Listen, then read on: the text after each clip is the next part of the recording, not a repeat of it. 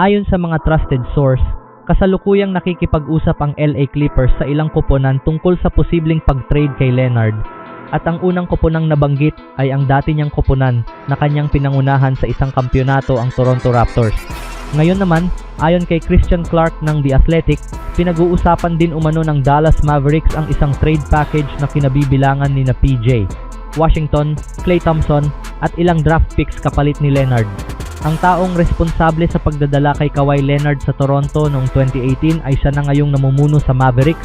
Si Masai Ujiri ay naging team president ng Dallas noong Mayo. Noong 2018, gumawa si Ujiri ng isang kontrobersyal na desisyon nang i-trade ang minamahal na bituin ng Raptors na si DeMar DeRozan kasama si Jakob Poeltl at isang future first round pick papunta sa San Antonio Spurs kapalit ni Kawhi Leonard at Danny Green. Noong panahong iyon, dumaranas si Leonard ng isang kakaibang quad injury, dahilan upang bumaba ng husto ang kanyang trade value sa buong NBA. Papasok na rin siya noon sa huling taon ng kanyang kontrata at matapos siyang matrade sa Raptors ay hindi rin siya pumirma ng contract extension. Gayunpaman, agad namang nagbunga ang matapang na hakbang na iyon dahil napanalunan ng Toronto Raptors ang NBA Championship sa mismong season na iyon. Sa kabila ng pagkapanalo ng kampyonato, umalis pa rin si Leonard sa Toronto bilang isang free agent upang sumali sa kanyang hometown team na LA Clippers. Ngunit bago iyon mangyari, kinailangan munang magbayad ng napakalaki ang Clippers sa trade para kay Paul George, isang kasunduan na katatapos lamang nilang bayaran sa pamamagitan ng mga draft picks at iba pang assets. Ngayon, muli na namang papasok si Leonard sa huling taon ng kanyang kontrata kung saan kikita siya ng mahigit 50 milyon. Malapit na rin siyang mag-35 taong gulang. Kilala si Leonard bilang isang elite player, ngunit hindi rin maikakaila na madalas siyang magkaroon ng injury sa buong kanyang karera. Gayunpaman, ang 65 games na kanyang nilaro noong nakaraang season, ang pangalawa sa pinakamarami niyang nalaro mula nang umalis siya sa San Antonio Spurs. Nang tanggapin ni Masai Ujiri ang posisyon bilang team president ng Dallas Mavericks, sinabi niyang ang bawat hakbang na gagawin ng organisasyon ay nakatuon sa hinaharap at sa pagbuo ng koponan sa paligid ng inaasahang franchise player na si Cooper Flagg. Ngunit kung isasagawa nila ang trade para kay Kawhi Leonard, tila taliwas ito sa layuning iyon, lalo na kung kakailanganin nilang isuko ang ilang first round draft picks. Sa kasalukuyan, limitado na rin ang kanilang mga draft assets dahil wala silang sariling first round pick hanggang taong 2031. Naiintindihan kung bakit nais ng Mavericks na kumalas kina PJ Washington at Klay Thompson. Hindi na bumabata si Thompson, habang si Washington naman ay nasa isang frontcourt na puno na ng mga manlalaro. Ano sa tingin nyo dito, mga kaibigan?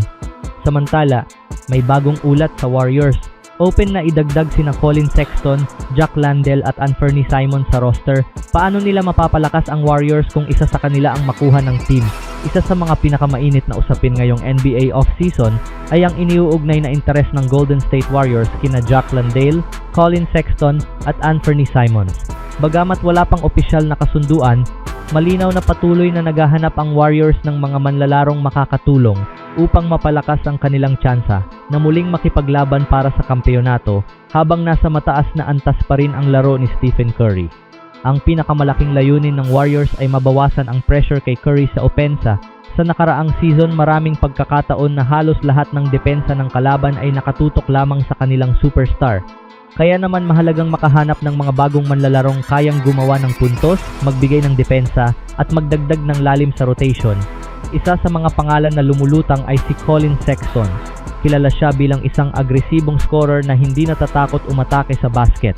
Malaki ang maitutulong niya bilang secondary playmaker at scorer.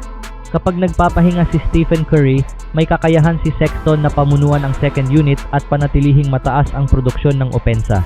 Hindi nakakailanganing pilitin si Curry na maglaro ng sobrang haba ng minuto dahil may isang guard na kayang gumawa ng sariling opensa. Bukod sa kanyang bilis, nagbibigay rin si Sexton ng enerhiya sa bawat laro. Isa siyang player na laging agresibo, mabilis sa fast break, at kayang sumira ng depensa gamit ang kanyang penetration. Kapag pinagsama ang bilis ni Sexton at ang off-ball movement ni Curry, siguradong mahihirapan ang mga depensa na bantayan silang dalawa ng sabay. Isa pang pangalan na iniuugnay sa Warriors ay si Anthony Simons. Isa siya sa pinakamahusay na young scorer sa NBA at kilala sa kanyang mahusay na 3-point shooting. Kung sakaling mapunta siya sa Golden State, magkakaroon agad si Curry ng isa pang elite perimeter shooter. Isipin ninyo ang sitwasyon kung saan parehong nasa court sina Stephen Curry at Anthony Simons. Hindi maaaring iwan ng depensa ang alinman sa dalawa dahil pareho silang kayang magpasok ng tres mula sa halos kahit saan sa court. Kapag dinoble si Curry, may Simons na handang magparusa mula sa labas. At kapag si Simons naman ang binantayan ng husto, mas lalawak ang espasyo para kay Curry na gamitin ang kanyang walang kapantay na off-ball movement. Hindi lang sa shooting makakatulong si Simmons, kaya rin niyang gumawa ng sariling tira at umatake papunta sa basket.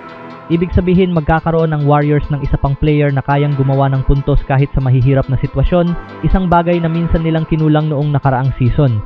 Samantala, bagamat hindi siya kasing sikat ng dalawang guards, napakahalaga naman ng maaaring maging ambag ni Jock Landale. Isa siyang matibay na center na kayang mag-rebound, mag-screen at magbigay ng physical presence sa ilalim ng basket. Sa sistema ni Steve Kerr, napakahalaga ng isang big man na mahusay mag-set ng screens at marunong gumawa ng tamang desisyon sa pagpapas. Si Landale ay maaaring maging perpektong partner ni Curry sa pick and roll. Kapag hinabol ng depensa si Curry sa screen, maaaring dumiretso si Landale sa ilalim ng basket para sa madaling puntos. At kung bumagsak naman ang depensa sa kanya, magiging bukas ang mga shooters ng Warriors sa labas.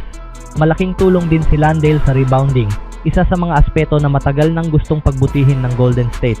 Ang kanyang laki at pisikal na laro ay makakatulong upang mabawasan ang second chance points ng kalaban at makapagbigay ng mas maraming extra possessions sa Warriors. Ngayon, isipin ninyo kung matagumpay na makuha ng Warriors ang kahit 2 o 3 sa mga manlalarong ito. Magkakaroon sila ng mas malalim na roster, mas maraming scoring options at mas balancing lineup. Hindi na lamang iikot ang opensa kay Stephen Curry dahil may mga bagong sandata na kayang gumawa ng malaking kontribusyon. At ang pinaka-exciting na bahagi ay ang magiging kombinasyon ni na Stephen Curry, Colin Sexton at Anthony Simons. Isang lineup na puno ng bilis, shooting at shot creation.